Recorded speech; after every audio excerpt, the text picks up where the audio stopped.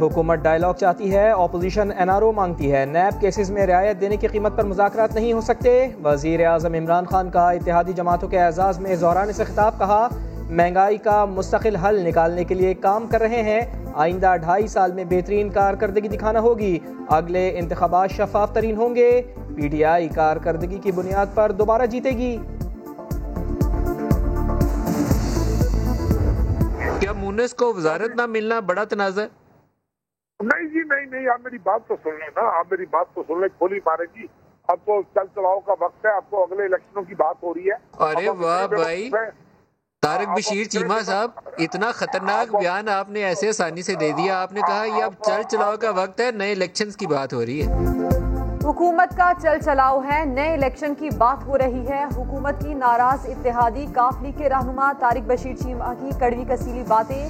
Programme Nadeem ملک live میں کہا ناراضگی اپنی جگہ لیکن حکومتی اتحاد سے الگ نہیں ہوں گے۔ مونس الہی کہتے ہیں ووٹ کی حد تک اتحاد ہے، معاہدے میں وزیر اعظم کے کھانے شامل نہیں، فیصلوں میں شریک نہیں کیا جاتا تو زہرانے میں شریک ہونے کا کیا فائدہ۔ وزیر اعظم نے بڑے کھانے پر بلایا تو قاف لیگ والے نہیں آئے، جو آ گئے انہوں نے دسترخوان پر شکایتوں کے انبار لگا دیے۔ ایم کیو ایم کا کراچی کے مسائل کا دھکڑا، شہر قائد کے لیے وعدے پورے کرنے کا مطالبہ۔ فہمیدہ مرزا بولی سندھ حکومت ہمارے ساتھ ناانصافی کر رہی ہے۔ وزیر اعلیٰ بلوچستان نے بھی صوبے کے مسائل بتائے، وزیر اعظم نے اتحادیوں کے مسائل ترجیحی بنیادوں پر حل کرنے کی یقین دہانی کرا دی۔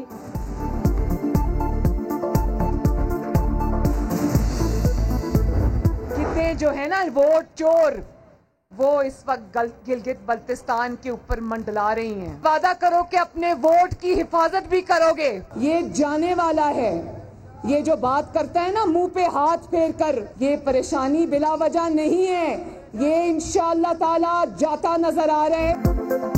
ووٹ چوری کرنے کی کوشش کی تو پوری دنیا تماشا دیکھے گی، شیروں پر گیدڑ کی قیادت آ گئی تو آپ اپنا مقدمہ ہار جائیں گے۔ مریم نواز کا گانچھے میں انتخابی جلسے سے خطاب، کہا گلگت بلتستان کو صوبہ بنانے کا وعدہ بھی جھوٹا ہے، کسی کے اعلان سے کچھ نہیں ہوگا، صوبہ صرف مسلم لیگ نون بنائے گی، حکومت جانے کا دعویٰ بھی کر دیا۔ پولنگ اسٹیشنز پر فوج تعینات کرنے کی مخالفت۔ گلگت بلتستان کے عوام کو حق ملکیت دلواؤں گا، نوجوانوں کو حق روزگار بھی دلواؤں گا، گلگت بلتستان کے عوام کو آئینی حقوق دلائیں گے۔ عمران سوچ رہا ہے کہ میں اب بھوری صوبہ بناؤں گا، صدر زرداری صاحب نے ہمیں 2009 میں تو بھوری صوبہ دے دیا تھا۔ بلاول بھٹو زرداری ٹرمپ سے بھی 4 ہاتھ آگے، گلگت بلتستان میں الیکشن سے 10 دن پہلے ہی فتح کی مبارکباد دے دی، کہا عمران خان کو معلوم ہی نہیں کہ گلگت بلتستان کے مسائل کیا ہیں، ان کی حکومت میں سبھی احتجاج پر ہیں۔ جگلوٹ میں کارنر میٹنگ سے خطاب میں بولے یہ مارتے بھی ہیں اور رونے بھی نہیں دیتے، عوام صرف تیر کے ساتھ کھڑے ہیں۔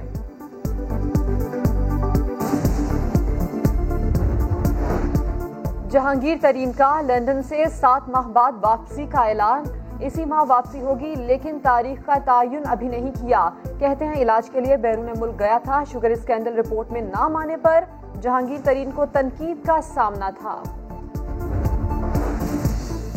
منی لانڈرنگ ریفرنس میں شہباز شریف کی اہلیہ نصرہ شہباز کو اشتہاری قرار دینے کی کارروائی شروع ہو گئی، نیب نے نصرہ شہباز کی رہائش گاہ اور عدالت کے باہر اشتہار آویزہ کر دیا، کیس کی سماعت 11 نومبر کو ہوگی۔ اربوں روپے فائدے کی بجائے کھربوں روپے کا نقصان، ریکوڈک ریفرنس میں بلوچستان کے سابق عہدیداروں سمیت 26 افراد پر میگا کرپشن کا الزام، اسلام آباد میں نیب کا بڑا ایکشن، 2 ملزمان شیر خان اور محمد فاروق کو گرفتار کر لیا گیا، راہداری ریمانڈ حاصل کر کے نیب بلوچستان کے حوالے کیا جائے گا۔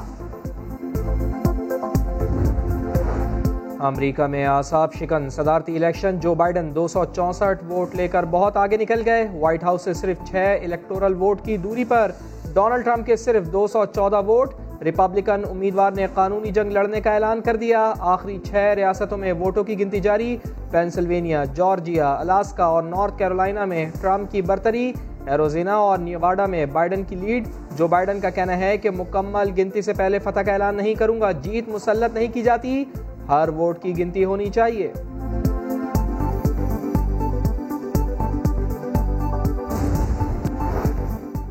بوسنیا کے صدر کا GHQ کا دورہ، چاقو چوبند دستے نے گارڈ آف آنر پیش کیا۔ Army chief general Qamar Javed Bajwa سے ملاقات میں باہمی دلچسپی کے امور سمیت علاقائی سیکیورٹی پر تبادلہ خیال۔ سپہ سالار نے کہا پاکستان بوسنیا ہرزیگووینا کے ساتھ برادرانہ تعلقات کو اہمیت دیتا ہے۔ معزز مہمان کی ایوان صدر بھی آمد، صدر عارف الوی نے شفیق جعفروچ کو نشان پاکستان سے نوازا۔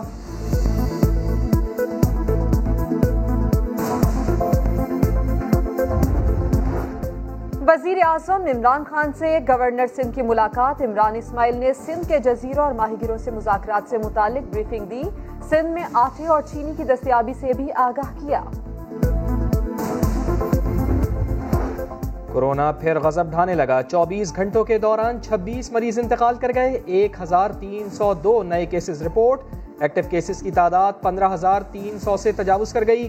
کراچی کے سول اسپتال میں ڈاکٹر اور عملے سمیت 25 افراد میں وائرس کی تصدیق۔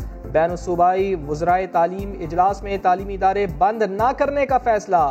موسم سرما کی چھٹیاں بھی نہ دینے پر اتفاق، صرف برف باری والے علاقوں میں تعطیلات ہوں گی۔